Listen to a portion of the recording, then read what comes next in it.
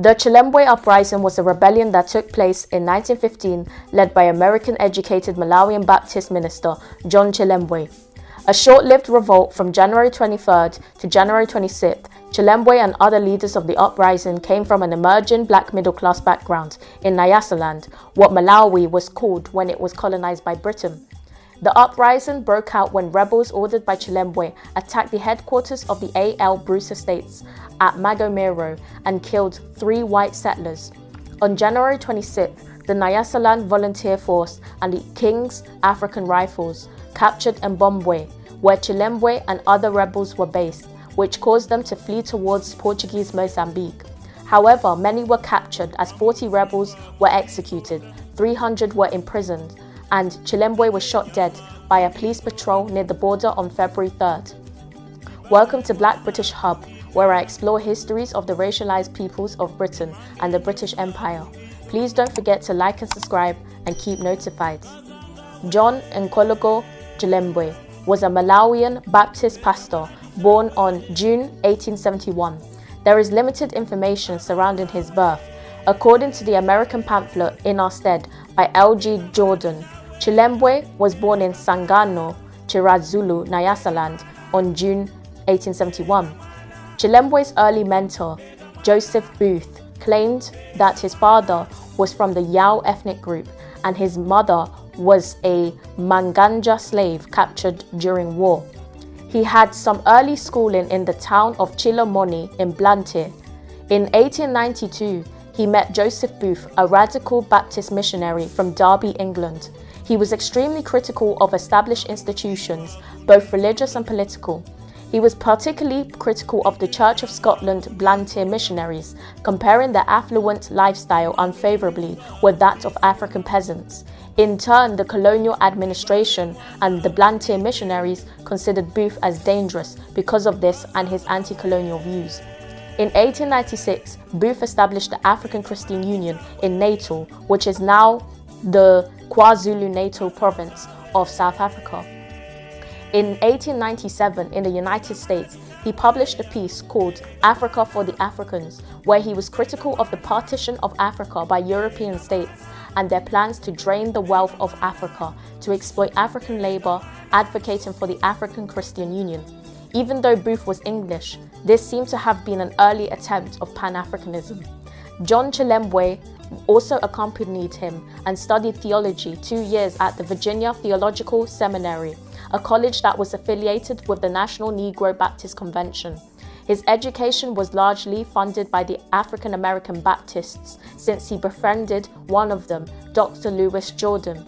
Chilembwe also learned a great deal about race relations in the United States and the abolitionist movement. In 1900, Chilembwe returned to Nyasaland as an ordained minister, but Booth was declared a prohibited migrant in 1905 and was banned from re-entering the colony. Unfortunately, Chilembwe and Booth's relationship became distant because of this. Supported by the Negro Baptist Convention, Chilembwe bought 93 acres of land in Mbombwe in the Chirazulu district for £25, which was a lot of money at the time. There he established the Ajawa Providence Industrial Mission. Chilembwe built a school, house and church and began to put into practice what he had learned in his time in Virginia. He was soon joined by 2 African-American Baptist missionaries, the Reverend Landon N. Cheek and Miss Emma Delaney. In 1909, he and other educated African planters and businessmen established the Natives Industrial Union. Many of these people would lose their lives in the rebellion in 1915. By 1910, Chilembwe had 800 church members, who were mostly Lomwe or Nguru migrants who had settled in the A.L. Bruce estate at Magomero. Chilembwe would conduct pen-air baptisms and preach the gospel, whilst also strongly advocating for racial equality in his sermons. Chilembwe dressed in European formal attire and insisted that African women should dress like a lady, in quotation marks. His wife, Ida, a mixed-race woman of Makololo and Portuguese ancestry, has always been pictured dressing in an Edwardian frock. In his sermons, Chilembwe stressed the importance of self-reliance, cleanliness, respectability, hard work, sobriety, and family values. He also hated alcohol and advised chiefs to always keep their villages clean because to him that was the key to civilization and the key to have a good, healthy life. He wanted to see his fellow countrymen prosper. By 1912, Chilembwe established 7 schools in the Malanje and Chiradzulu districts with more than 900 pupils, as well as an organizational branch in Portuguese East Africa or Mozambique. Agriculture was included in the school curriculum. Chilembwe made a good income when he became a licensed elephant hunter and employed a gun bearer. He also made frequent trips to Mozambique to obtain ivory, which is a precious commodity. This sometimes led him to neglect his mission work. He also established an agricultural estate, employing the Mbombwe as laborers, and flourished as he grew cotton, pepper, coffee, rubber, chilies, and tea, although the average rainfall in Chiradzulu was not much. 8 miles away from his mission was the Alexander Livingstone Bruce estate in Magomero that was bought by Bruce in the early 1890s. As mentioned before, the Mbombwe that attended Chilembwe's church had lived in Bruce's estate. From 1900 to 1914, 5,000 huts were built. They were happy to settle there because there was enough land, water, firewood, and wild animals for meat. Therefore, A.L. Bruce Estates had a permanent working force of 3,000 Mbombwe migrants. The general manager of the estate was William Jarvis Livingstone, who implemented the Thangata system on it. The word Thangata is derived from the Chewa language that has had its meaning changed several times according to the different periods. Pre-colonization, it meant help given in return to a neighbor's fields or freely given agricultural labor as a thanks for a benefit. However, during the colonial times between 1891 and 1962, it meant agricultural labor given instead of a cash rent, and generally without any payment by a tenant on an estate owned by a European. The Thangata system applied to workers was harsh. After the collapse of the coffee industry, the estate was devoted to growing cotton, and cotton is a labor-intensive crop. Under the system, workers did not receive wages as cash, but in the form of tobacco rolls. Additionally, in order to obtain their tax certificates, they often worked 12 or 13 weeks, meaning they earned their wages after those weeks instead of every month. Often the month's Thangata was extended to 5 weeks. If a worker failed to complete a day's work, it was disregarded and no credit was given for the hour's work. That worker was beaten as a punishment or their huts were burned. A feud developed between Chilembwe and Livingstone, the general manager of the Magomero estate, when Bruce refused to allow schools or churches of the Providence Industrial Mission to be built on the estate, although there were some secretly built in 1912. Chilembwe also got to know the concerns of many African settlers because a lot of them went to his church. They saw him as a spokesperson for their complaints, especially in relation to the Thangata system. Livingstone was also known for having a temper. In 1901, he was convicted and fined £5 by the Zomba High Court for beating an African prisoner. The birth of the black middle class began even before Chilembwe returned from the USA in 1900. They were mostly educated at the Volunteer Mission and established themselves as independent planters and traders. They sold coffee and tobacco and employed wage labor. By the end of the 18th century, there were many flourishing businesses established by the African petty bourgeoisie, but this was not met with positivity by the colonial government and European planters. Two notable African planters were Paton Somanje and Joseph Bismarck. Somanje was a Yao from Mozambique who settled in the Shire Highlands, Nyasaland, with his father in 1870. He worked as a clerk and a head captain on the European-owned Mulunguzi estate. Encouraged by one of the owners, John Buchanan, he bought a 200-acre estate near Zomba and cultivated tobacco and cotton, as well as fruits and veg, which were sold in the Zomba township. His business was successful as he employed many full-time and part-time laborers and passed his inheritance to his children. Bismarck arrived in the Shire Highlands in the late 1870s and joined John Buchanan in the Church of Scotland mission in 1879, working as a teacher in Zomba.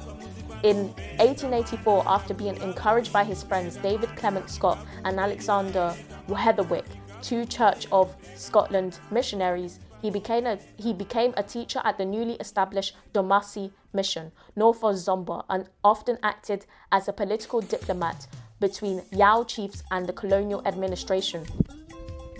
In 1891, he left the Church of Scotland mission after some disagreements and went to work for various European planters.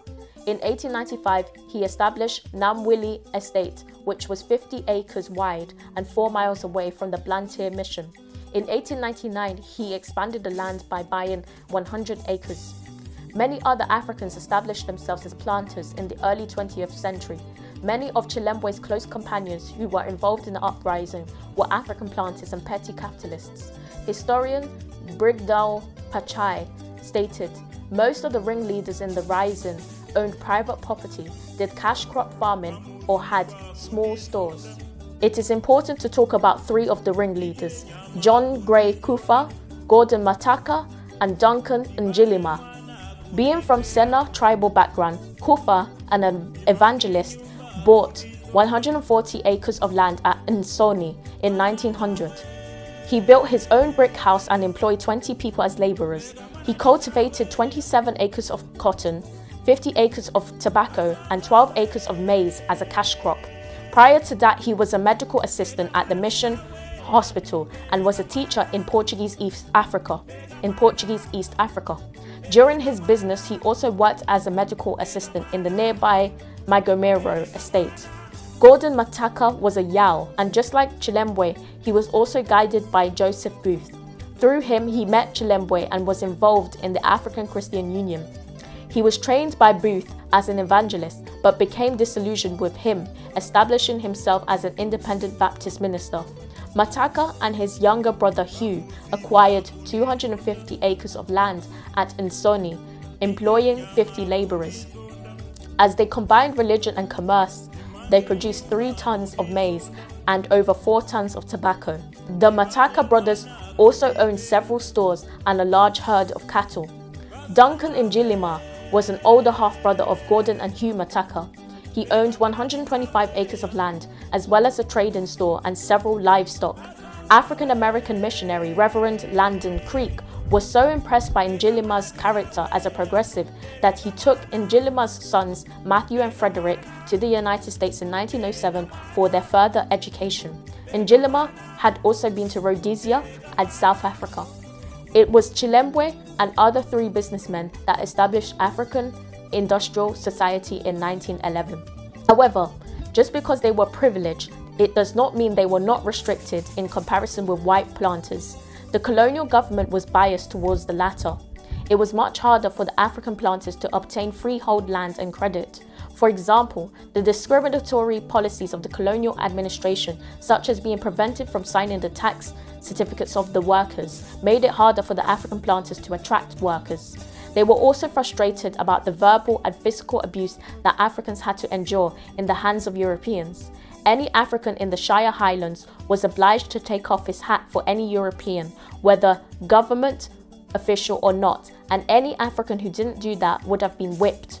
Bismarck, although not involved in the uprising but gave evidence at the inquiry following the uprising, recalled this when he took his hat off encountering a European planter in Blantyre one day. The European planter told him, "Take off your hat, you Nyani," which means baboon. Wearing a hat and dressing in European attire was felt by African planters to be a sign of civility. Bismarck responded, "I am not a Nyani, but an educated and free man." Additionally, European planters generally did not like Africans who dressed in European fashion. Upon meeting an African planter, Livingstone used the expression "Kapolo Wandani," which means "Whose slave are you?" and "Chotsa Chipebwa," meaning "remove the hat." The frustration felt by the African planters following this and the Thangata system were the motives of the rebellion. The Thangata system was not the only thing that sparked the uprising. Chilembwe had personal troubles such as being in debt. As early as 1908, he borrowed £50 from Blantyre businessman Peter Mlalemba to open a store on his estate. Although they were apparently best friends, having known each other in Natives Industrial Union, he constantly harassed Chilembwe for repayment with high interest, and even in 1913 he threatened to take Chilembwe to court. His debts increased even more to build his large church and bought lots of food to provide to his followers that were impacted by a local famine. Because his debt amounted to several £100s, he did not have enough funds to keep his gun license and thus was unable to continue his elephant hunting ivory activities where he had previously gained a substantial income from.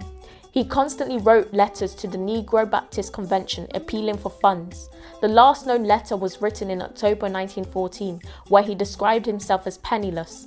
Him being penniless and distressed contributed to poor health. He suffered from asthma attacks, chest pains, and a failing eyesight. Additionally, he was angered with the forced deployment of African soldiers in deadly campaigns from the outbreak of World War I.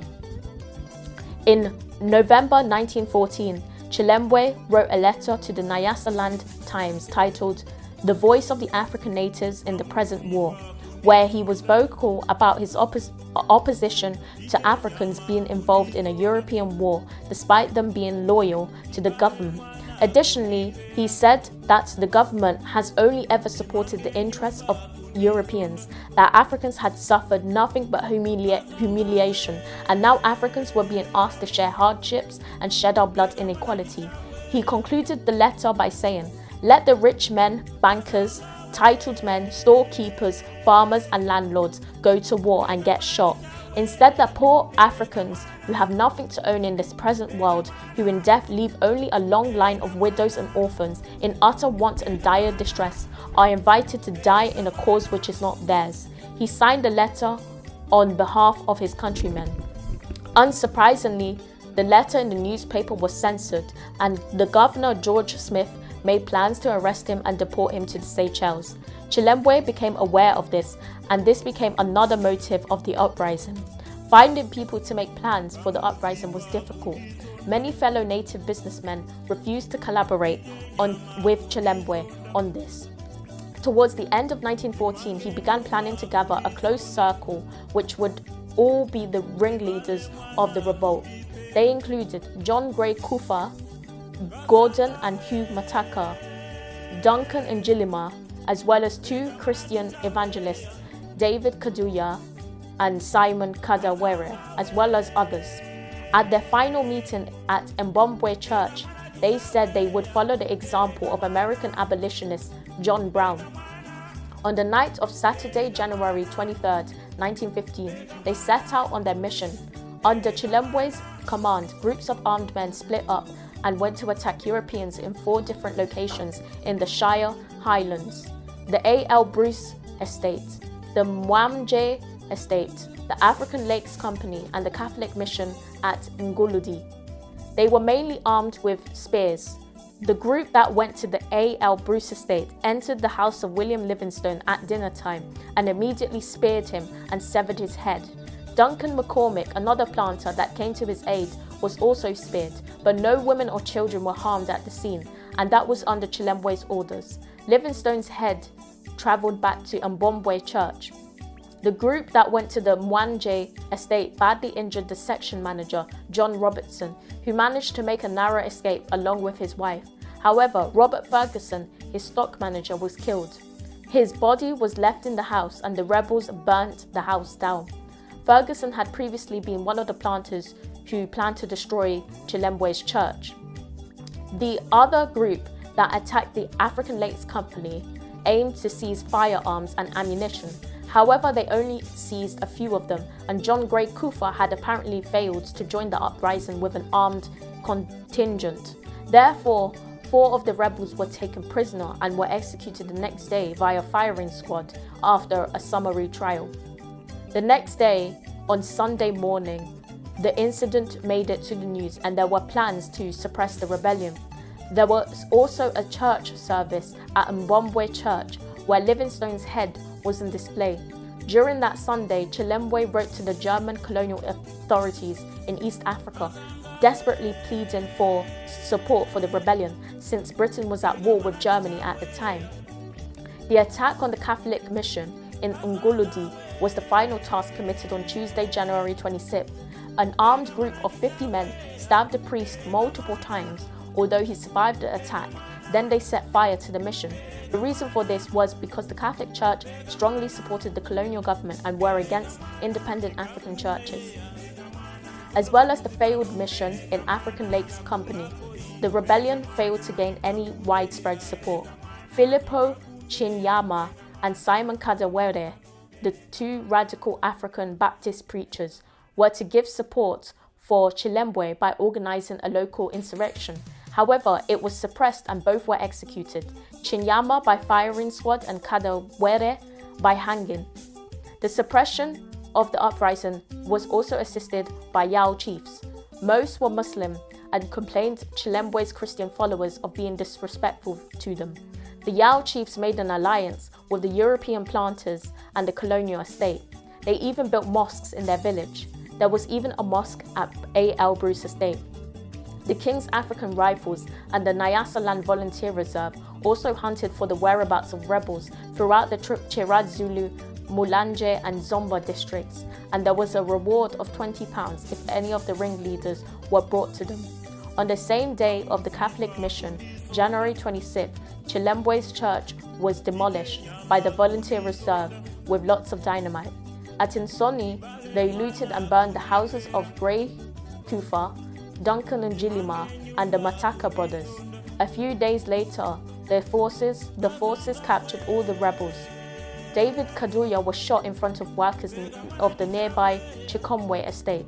Stephen Nkulichi was shot dead near the Lake Chilwa, with his body left to be eaten by hyenas.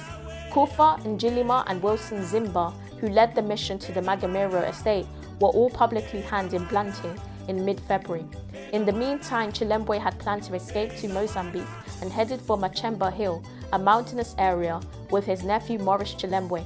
However, he was identified by local African police and was shot down along with Maurice on February 3rd. He was buried in an unmarked grave in Esperanza Estate. A total of about 40 rebels were executed and several hundred men were imprisoned. The aftermath of all this was that the colonial government began restricting the rights of Christian missionaries, although the Anglican, Scottish and Catholic churches were not affected. They also banned American-oriented churches and placed heavy restrictions on African churches. The Muslim Yao people were given more power and autonomy. The Nyasaland police that previously comprised Africans were replaced with white settlers after World War I. The Thangata system still remained in place. Despite the failure of the uprising, anti-colonial revolutionaries upheld Chilembwe in their politics, and he became a symbolic figurehead of the Nyasaland African Congress, the predecessor of the Malawi Congress Party, founded after the latter was banned in 1959. The Malawi Congress Party led the country to independence. John Chilembwe Day is observed on January 15th and is a major figure seen on Malawian money notes. Thank you for watching this video and I hope you enjoyed it.